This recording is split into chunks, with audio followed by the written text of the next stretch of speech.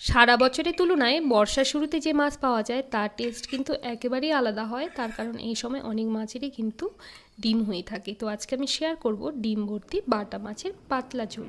এখানে আমি 3টি বাটা মাছ প্রথমে ভালো করে ধুয়ে নিয়ে পেট থেকে নোংরা বের করে নিয়ে তারপর আমি আরও একটা ধুয়ে নিয়ে নিয়েছি। এখানে দিয়েছি হাফ চামচ লবণ, দিয়ে দিয়েছি আমি হলুদ এবং সর্ষের তেল। খুব ভালো করে একটু মেখে নিয়ে মাছটাকে কিছুক্ষণ রেখে দিয়ে দিয়েছি। কড়া প্রথমে গরম করে সর্ষে তেল দিয়ে দিয়েছি এবং সর্ষে তেল গরম হয়ে গেলে টেম্পারেচার কমিয়ে দিয়ে মাছগুলোকে দিয়ে দেবো আমি।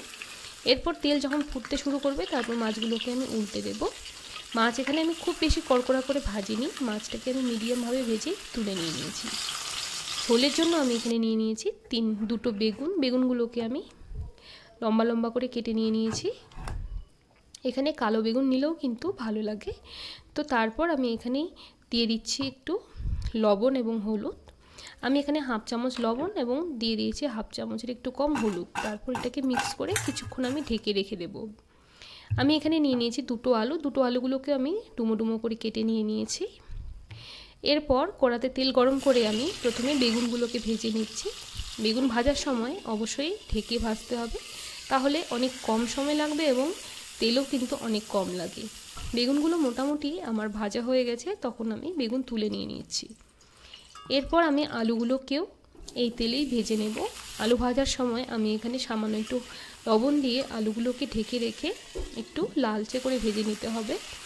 আলুগুলোকে খুব ভালো করে একটু ভাজলে এর থেকে একটু সুন্দর টেস্ট আসবে।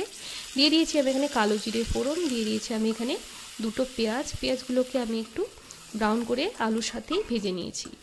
এরপর আমি এখানে দিয়ে দিয়েছি একটি টমেটো এবং পেঁয়াজ একটু ঢেকে রেখে আমি ভেজে নিচ্ছি, তাতে এটা একটু নরম হয়ে যাবে।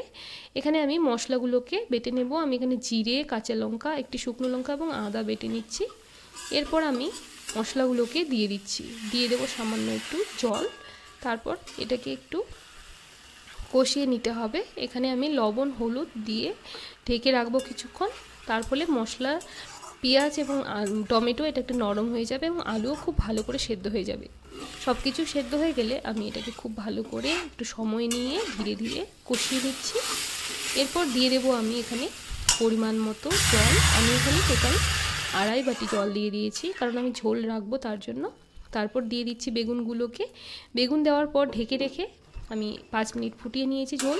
তারপর দিয়ে দিচ্ছি মাছগুলো দিলেই কিন্তু আরও একটু ফুটিয়ে নিয়েছি আমি এখানে 2 মিনিট।